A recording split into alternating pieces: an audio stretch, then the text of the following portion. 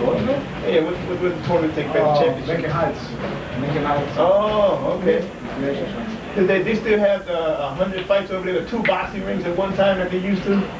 No, they were supposed to have that, but I guess there was a process or whatever, and they only had 1 ring. So it was novice fights in the morning, and in the afternoon, the open fights. Okay, what did you fight at? 120? 120, yeah. 120? 125. Oh. Okay, and so what gym presented your toughest opposition so far? What gym? What particular guy, yeah? Has presented my toughest opposition? Uh-huh. I don't know, man. I don't really remember him that much. Oh, really? I mean, I had some good fights, but tough to the point where he had. How about conditioning? When you first go out there, of course, you have no idea about pacing. Did you find out that there's a different pacing as far as sparring in a competitive match? Oh yeah, the time is shorter. Yeah. I don't really pace myself in a regular fight, in an amateur fight, because it's only 2 minutes. You don't get tired. Here it's 3 minutes and 30 seconds break. Over there it's 2 minutes and 1 minute break. Oh, 1 minute break. I know a lot of guys sit there and don't get tired in there, but a lot of them they don't understand that it's not so much the physical tired, it's just the mental tired. You know, and the guy I always tell guys they can run all day and not get tired, but it's a different thing when somebody's chasing you, trying to put something on you. It's a whole new ball game. Yeah. So how many stoppages have you had in your? I have no stoppages. No 8 counts.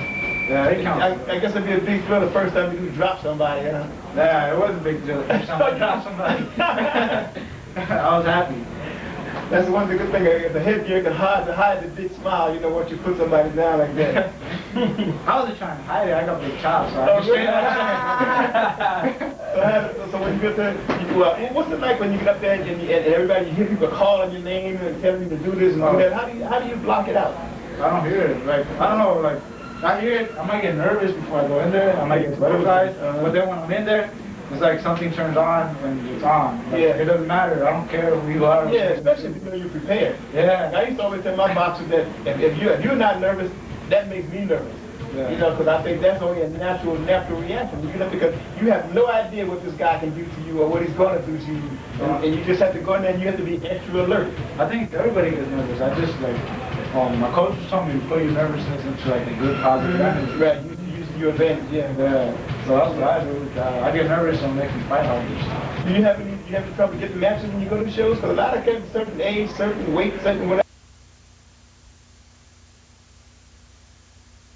Jason, you and Matt were talking earlier about your name being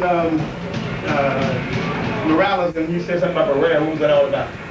Oh, Eric Morales and Barrera, man, those are my idols. I like this. Both of them? Yeah, both of them. They had the best fights ever. Oh yeah, I saw Barrera fight Kennedy McKinney at the Forum. Oh, you did? Man, I mean, he knocked Barrera down 3 times, Barrera knocked him down 4 times. If you ever get a chance to go and if you can get a tape of that fight or go to YouTube or something like that, look at that fight, man, it's one of the greatest fights ever. I mean, Barrera was always one of my favorite fighters too. He wasn't a typical Latino fighter, even though he had a lot of knockouts. He was thank you, man, in the ring. Now, who was your favorite fighter now? Let me ask you this. What do you think about Chavez or something? Really? No. He's alright. He's not the most exciting fighter. I mean, he has a really good record, so I kind of hate him.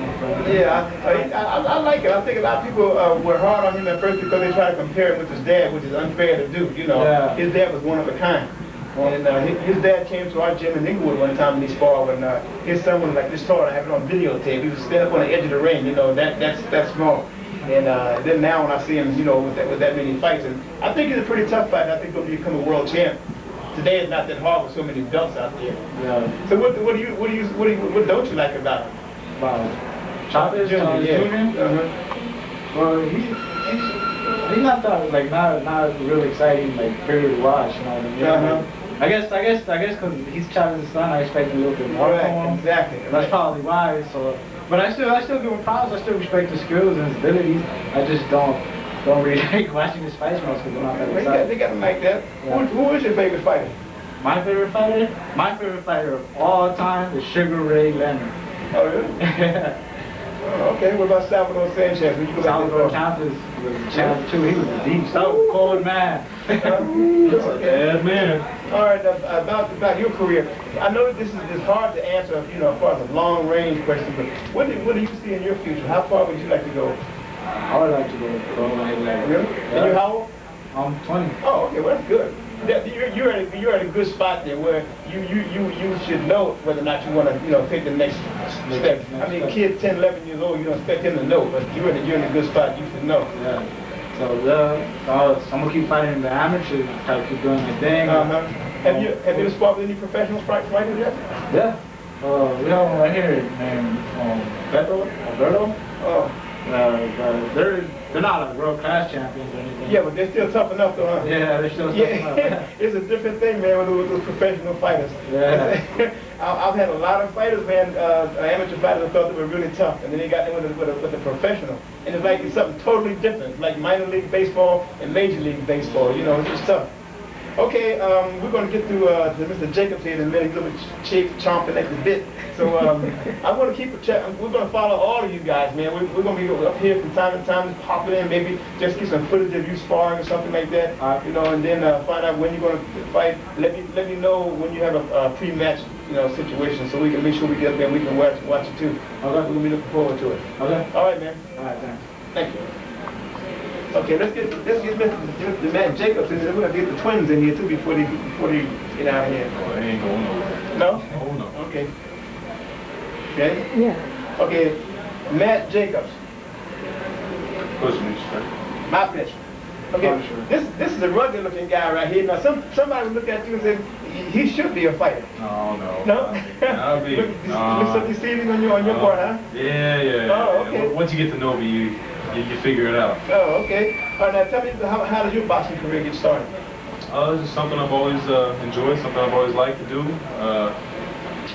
I played football for 11 years. I started when I was young. I always wanted to box. My father would never let me box. So when I came home from college, I kind of got out of shape.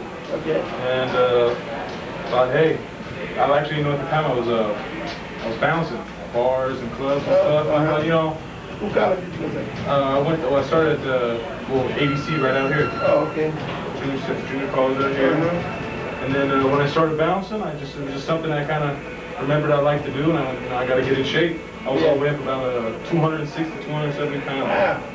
And well, that means a good bouncer though. Yeah, well, I was all built up. Like I said, I played football for 11 years, and I was all buffed up, and something I wanted to do, and decided to give it a try. You played football in college, or I mean, you said for 11 years, so evidently you must have been more than just high school. Yeah.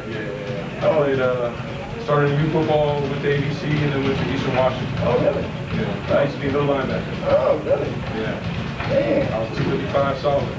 Man, you sure? I was. I got pictures. I believe you. How old are you now? 26. Oh, okay. So now tell me a little bit about your amateur career.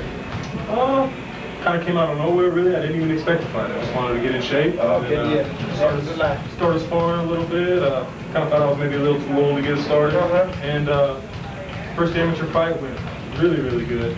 And so I took my next fight, learned a lesson of, like we were talking earlier about pacing. Right. My first fight was over in about 50 seconds. Really? And then, so I thought they were all going to be that easy. Yeah. So the next one I ran across the ring, emptied the clip.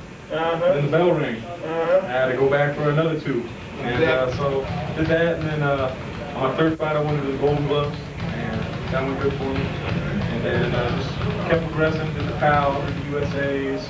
There's nothing worse than being up there out of breath. Everybody in the crowd knows. Everybody knows. He's tired, go get him. When you come out looking like King Kong and you walk back looking like strawberry shortcake, it ain't good. That's right. I had a kid like that from New York, man. One of the hardest fucking kids I ever had. And when we were in the gym, I was trying to teach him lateral movement. He said, "Come on, coach, I don't do no backing up, man." I said, "Look, man, there's some people out here that are gonna make you back up. They're gonna make you want to turn around and run." Oh yeah. Man, I'm from New York. I done knocked out too many Puerto Ricans. You know, this and that. So he came in here and he had his first fight at Hawaii Garden, and he fought this Latino. Bang! Dropped him with the right hand and turned around, looked at me and walked up to his corner like this, and he turned and looked back at the guy who was already up on his feet.